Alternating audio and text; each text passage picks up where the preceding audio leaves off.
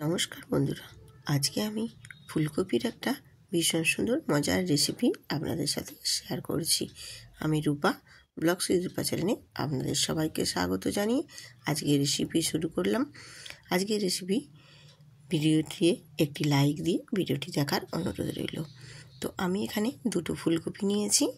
এখানে দুটো ফুলকপির মধ্যে আমি একটা আজকে রান্নাতে রেসিপি করব আর আরেকটা আমি রেখে দেব। তো যেই ফুলকপিটা আমি আজকে রান্না করব সেই ফুলকপিটা আমি এখানে কেটে পরিষ্কার করে ধুয়ে রেডি করে নিয়েছি। তো আর ফুলকপিগুলোকে ঠিক এই মতো আমি কেটে নিয়েছি, দেখো ছোট ছোট করে কেটে নিয়েছি। আর আলুটাও ঠিক ডুমো ডুমো করে একটু বড় সাইজের কেটে নিয়েছি। তাহলে কি হবে, আলুগুলো বেশ দেখতে ভালো লাগে এই রেসিপিতে, এইরকম একটু বড় বড় সাইজের কেটে নিলে। তো আলুও আমি কেটে ধুয়ে পরিষ্কার করে নিয়েছি। এরপর চলে যাব আমি গ্যাসেতে দেখো একটা আমি পাত্রের মধ্যে বা একটা বাটির মধ্যে আমি জল দিয়ে 3টে ডিম সেদ্ধ করতে বসিয়ে দিয়েছি। এরপর আমি এর মধ্যে দিয়ে দেব ফুলকপিগুলোকেও আমি এর মধ্যে দিয়ে সামান্য অল্প একটু নুন দিয়ে দেব। নুন দিয়ে আমি ফুলকপিটা একটু সেদ্ধ করে নেব, হালকা জাস্ট একটু ফুটে উঠলেই, খুব বেশি কিন্তু এখানে সেদ্ধ করার দরকার নেই। একটু ফুটে উঠলেই তারপর আমি এটা নামিয়ে নেব। আর আজকে এই ফুলকপি আর ডিম দিয়ে যে রেসিপিটা আমি বানাচ্ছি, এটা কিন্তু গরম ভাতের সাথে সাথে রুটি পরোটার সাথেও কিন্তু ভীষণ সুন্দর লাগে খেতে। রেসিপিটা যারা না এখনও ট্রাই করেছো তারা ঝটপট রেসিপিটা দেখে ট্রাই করে নিতে পারো। ভীষণ সুন্দর একটা রেসিপি। আর যাদের ফুলকপি খেলে গ্যাস হয়ে যায় তারা কিন্তু এইভাবে ফুলকপিতে একটু গরম জলের মধ্যে একটু হালকা একটু সেদ্ধ করে নিয়ে জলটা ফেলে দেবে, তাহলে একদম গ্যাস অম্বলের আর কোনো ভয় থাকবে না। এরপর আমি একটা গ্যাসেতে কড়াই বসিয়ে দিয়েছি। কড়াই বসিয়ে দিয়ে আমি এখানে ডুমো ডুমো করে আলুগুলো যে কেটে নিয়েছিলাম সে আলুগুলো ভাজতে দিয়ে দেবো। তো ভাজার জন্য আমি এখানে তেল দিয়েছি পরিমাণ মতো। আর আলুগুলোর মধ্যে আমি নুন আর একটু হলুদ দিয়ে আলুগুলো ভেজে নেব। আলুগুলো একটু নুন হলুদ দিয়ে ভেজে নিলে কি হয়, আলুর কালারটা বেশ সুন্দর আসে। আর নুনের মধ্যে নুনটা দেওয়ার কারণের জন্য হচ্ছে আলুটা খুব সুন্দরভাবে 50% সেদ্ধ হয়ে যাবে। এই জন্য আমি এখানে নুনটা দিয়ে দিলাম, তাহলে আলুগুলো ভীষণ ভালোভাবে 50% মতো সেদ্ধ হয়ে যাবে। বাকিটা আমার খুবই কম সময়ের মধ্যে তারপর আলুগুলো ভীষণভাবে সেদ্ধ হয়ে যাবে। তো আলুগুলো এদিকে ভাজা হোক, তার মধ্যে আমি এখানে মশলাটা রেডি করে নেব। আমি এখানে নিয়েছি আদা রসুন, 2টো কাঁচা লঙ্কা, আর নিয়েছি একটা দারচিনির টুকরো। এটা আমি আদার সঙ্গে বেটে নেব খুব সুন্দর করে। আর এদিকে আমার আলুগুলো দেখো ভাজা হয়ে গেছে। এবার আমি আলুগুলো তুলে নিচ্ছি। আলুগুলো দেখো কত সুন্দর করে লাল লাল করে ভেজে নিয়েছি। দিয়ে এবার তুলে নিলাম। ওই তেলের মধ্যে আমি এবারে ডিমগুলোকেও ছাড়িয়ে খুব সুন্দর করে ছাড়িয়ে নিয়েছি, ছাড়িয়ে ভেজে নেব। তো আর দেখো যে নুনের মধ্যেও আমি ডিমের মধ্যেও যে নুনটা দিয়েছি, তার জন্য দেখো ডিমটাও কিন্তু খুব সুন্দরভাবে খোসাটা ছাড়ানো হয়ে গেছে। যে ডিমগুলোও আমি ভেজে তুলে নিলাম। এবারে ওই তেলের মধ্যেই আমি ফুলকপিগুলো দিয়ে দিয়েছি। দিয়ে ফুলকপিটাও বেশ হালকা করে একটু নাড়াচাড়া করে ভেজে নেব, একটু লালচে লালচে করে। আর ফুলকপিটা প্রথমে একটু সেদ্ধ করে জলটা ফেলে দিয়ে তারপর এইভাবে ভেজে নিলে ফুলকপিটার টেস্ট কিন্তু ভীষণ সুন্দর হয়। আর ভেজে নেওয়ার সময় তখন কিন্তু খুব বেশি আর তেল লাগে না ভাজতে, যদি একটু সেদ্ধ করে নাও। এরপর আমি ফুলকপিগুলোকে তুলে নিয়ে কড়াইতে আবারও একটু সাদা তেল দিয়েছি। তেল দিয়ে আমি এখানে 2টো তেজপাতা আর গোটা জিরে ফোড়ন দিয়েছি। ওই ফোড়নটা একটু ভাজা হয়ে আসলে এরপর দিয়ে দেব আমি একটা বড় সাইজের পেঁয়াজের কুচো। পেঁয়াজের কুচোটা একটু হালকা করে নেড়ে চেড়ে ব্রাউন কালার করে ভেজে নেব। খুব বেশি লালচে করব না, একটু হালকা ব্রাউন কালার করে ভেজে নেব।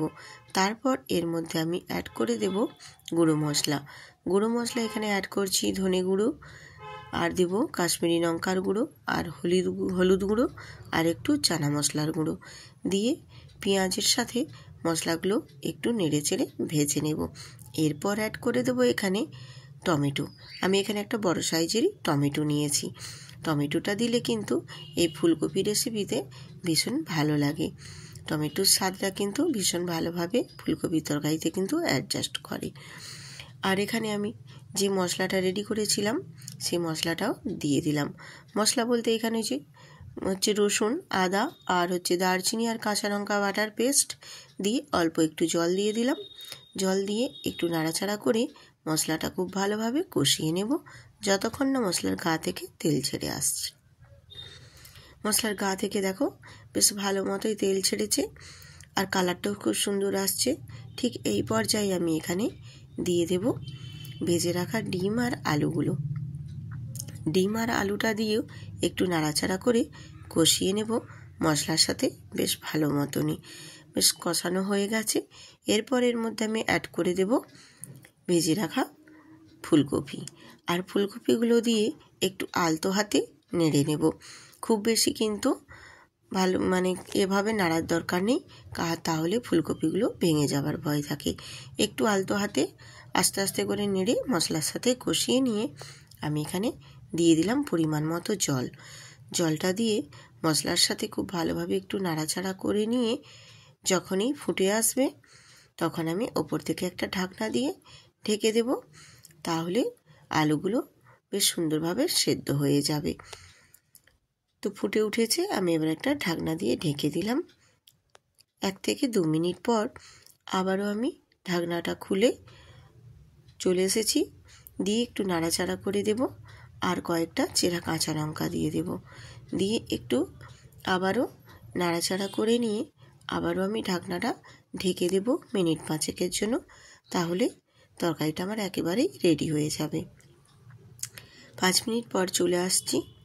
দেখো তরকারিটা আমার মোটামুটি অনেকটাই গ্রেভিটা গাঢ় গাঢ় হয়ে গেছে আর আলুগুলোও বেশ সুন্দরভাবে সেদ্ধ হয়ে গেছে। তোমাদের আমি একটা দিকটে দেখিয়ে দিলাম যে আলুটা কতটা সুন্দরভাবে সেদ্ধ হয়ে গেছে। ঠিক এই পর্যায়ে নাড়াচাড়া করে নিয়ে আমি এবারে দিয়ে দেবো সবশেষে ধনেপাতা কুচি। ধনেপাতা কুচি দিয়ে আবারও আমি একটু হালকা করে নাড়াচাড়া করে নিয়ে ধনেপাতা কুচিগুলো ঝোলটার সাথে খুব ভালো মতো মিশিয়ে নেব। তাহলে ধনেপাতার ফ্লেভারটা খুব সুন্দরভাবে আসবে। আর আমি এখানে ধনেপাতা দিয়েছি বলে তার জন্য এখানে আমি গরম মশলা আর দিলাম না। তোমরা যারা ধনেপাতা না দাও তারা এখানে গরম মশলার গুঁড়ো ব্যবহার করতে পারো। দিয়ে আমি এবারে গ্যাসটা অফ করে দেব।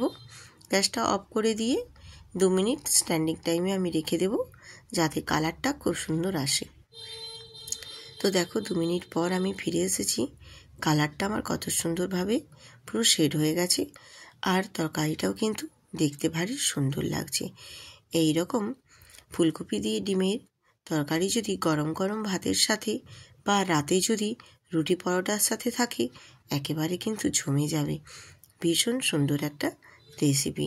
যদি আজকের রেসিপি তোমাদের ভালো লেগে থাকে বন্ধুরা, তাহলে ভিডিওটিতে একটি লাইক দিয়ে সুন্দর করে একটা কমেন্ট করবেন এবং যদি মনে হয় শেয়ার করার মতো বন্ধুদের সাথে বা আত্মীয় স্বজনের সাথে তাহলে বন্ধুরা একটা শেয়ার করে দেবে।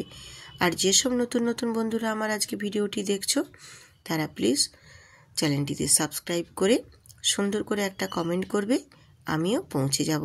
আজ এই পর্যন্ত।